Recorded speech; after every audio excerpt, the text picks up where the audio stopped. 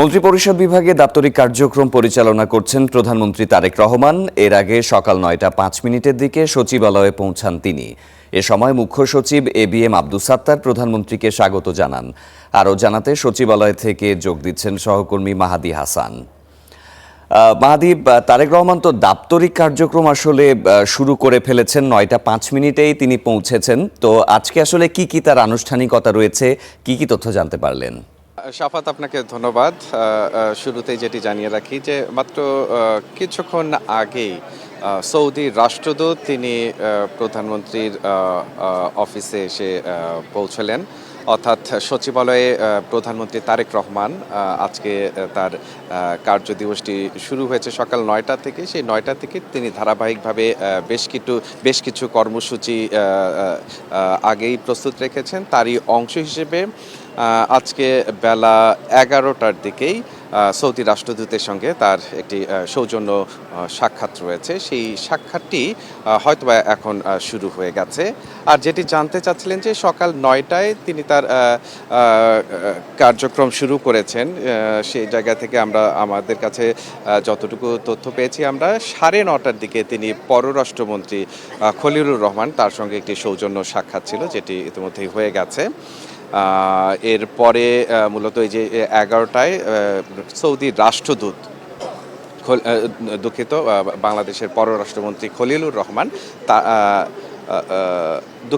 Saudi রাষ্ট্রদূত তার সঙ্গে একটি বৈঠক তার এখন চলছে। আর এর বাইরে ১২টার দিকে আমরা জানি যে শাহজালাল আন্তর্জাতিক বিমানবন্দরে যে থার্ড টার্মিনাল, সেই থার্ড টার্মিনালের বিষয়ে একটি সভা রয়েছে। সেই সভাটি ১২টার দিকে অনুষ্ঠিত হবে। আর এরপরে সবশেষ ১২:৩০টার দিকে বিভিন্ন মন্ত্রীদের সঙ্গে তার আরেকটি বৈঠক রয়েছে। মূলত আজকে সচিবালয় কেন্দ্রিক প্রধানমন্ত্রীর কর্মসূচিগুলো মূলত এই ৪টি কর্মসূচি। আর এর বাইরে বিভিন্ন মন্ত্রণালয়ের মন্ত্রীরা তারা নিজেদের মতো করে বিভিন্ন বৈঠক করছেন। এবং আমাদের কাছে সবশেষ যেটি জানা আছে সেটি শিক্ষামন্ত্রী আনম এহসানুল হক তার একটি বৈঠক রয়েছে। সেই বৈঠকটি শুরু হবে ১১টায়, যেটি ইতিমধ্যেই শুরু হয়ে গেছে। এবং এই বৈঠক পরবর্তী একটি ব্রিফিংও রয়েছে।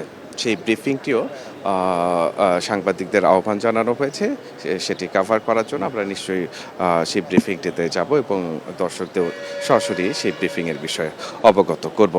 আর এর বাইরে আপনি জানেন যে আজকে মূলত তৃতীয় কার্যদিবস চলছে নবগঠিত সরকারের।